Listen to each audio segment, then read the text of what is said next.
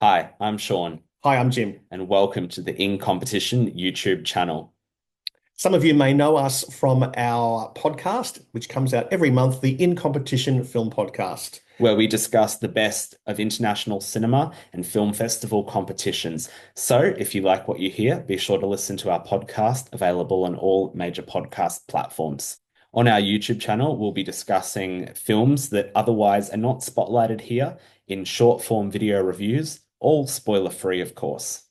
And we believe there are a lot of great films we've been lucky enough to see at Australian film festivals this year that we'd like to share with you. We're going to launch with our first review, which is a film that we both saw at the Melbourne International Film Festival. And we saw a film called Julie Keeps Quiet. It's a Belgian film directed by Leonardo Van Deal. And it's his first film. It's a feature debut for Leonardo. And it premiered in the Semaine de la Critique at the Critics' Week at Cannes 2024. It won two prizes at the film festival in Cannes. It won a prize for called the SACD Award, which is an award given by authors, and it was also won a prize, a distribution prize, which is I think, a terrific incentive that allows films to get distributed, mostly by first or second time filmmakers to get their films shown widely in France. So it won those two prizes, which I think are awards that aren't so well known in Cannes. It was produced by the Dardenne brothers, personal favourites of Sean and myself. And also Florian Zeller was an executive producer on the film as well. So it has quite a pedigree for a first film. So what is Julie Keeps Quiet about? At an elite tennis academy, star player Julie's coach falls under investigation. All of the players are encouraged to speak up, but Julie keeps quiet. So, Jim, what's your one sentence review for Julie Keeps Quiet? A tense and absorbing thriller about individual and institutional silence, an important film about important issues. And Sean, yours? A film about silence, indeed. I have tense, absorbing, and at times uncannily relatable. Julie Keeps Quiet is an ode to the individual silences that we all keep. When we saw Julie Keeps Quiet in a Melbourne International Film Festival, we were lucky to have the director in presence, Leonardo Van Deal, who provided a very insightful Q&A at the end of the session of the film. He discussed the process of hiring and using real tennis players to be in the film. For a film like Challenges earlier this year, it was Hollywood actors who were learning to play tennis. Here we have, I suppose, someone with the skills of tennis who's then becoming a performer in a feature film.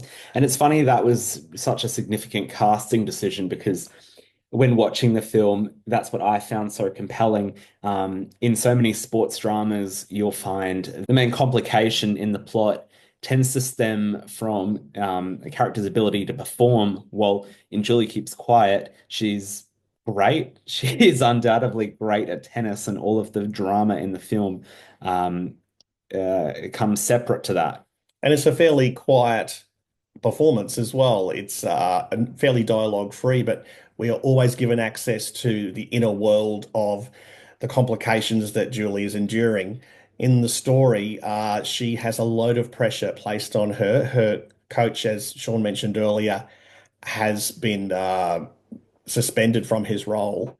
We're not really sure why, but we start to get our suspicions with phone calls and late at night text messages, which are really effectively used in the film. I've never actually felt so anxious at a message signal coming up on a phone as it does in this film. Yeah, it Mm. called back a lot to that plot point in Olivia Assayas's Personal Shopper, Yeah. where Mm. Kristen Stewart is being harassed by these text messages, and the film becomes immediately so digital.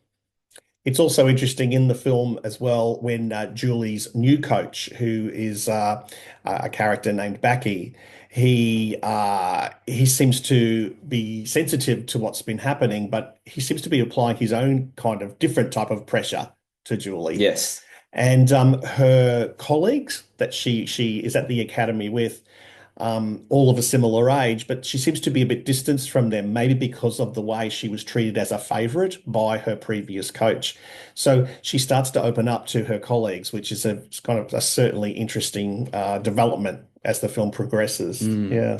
And it's interesting to see a film handle, I guess, for lack of a better phrase, a Me Too story in in this way. It doesn't over explain Yeah. I guess what the film is even about. It walks a very fine line of under explaining and over explaining, and I think it does great at that. It gives you just the right amount of information. And the film treats its audience with the intelligence that you can Yeah, actually glean what the story is, and rather than having large pieces of exposition to try and tell you what's been really totally. going on. So, Totally. and that's a real strength of the film. So this film premiered in the Cannes Critics Week. Of course, it was a debut. There was a debut in this year's Cannes competition, a film called Diamond Island, which didn't really receive great reviews and hasn't really screened anywhere No, it hasn't. No. post Cannes.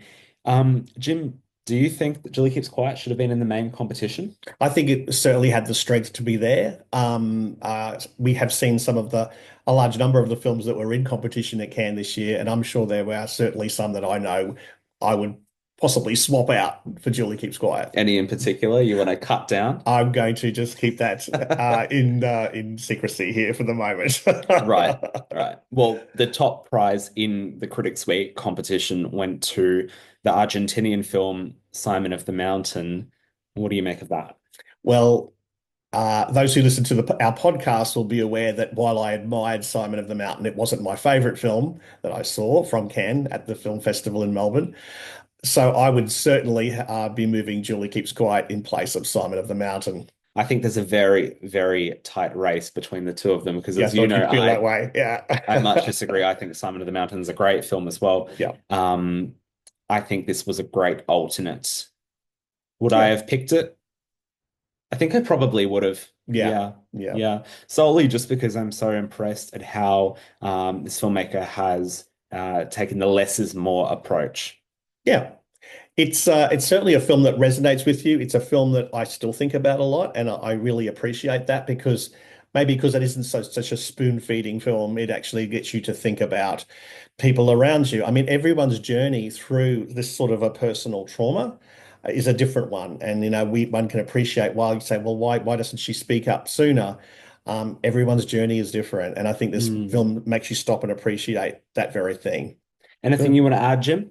No, that's all I want to say. I would just say I recommend this film very much. What would you rate it out of 10, Sean?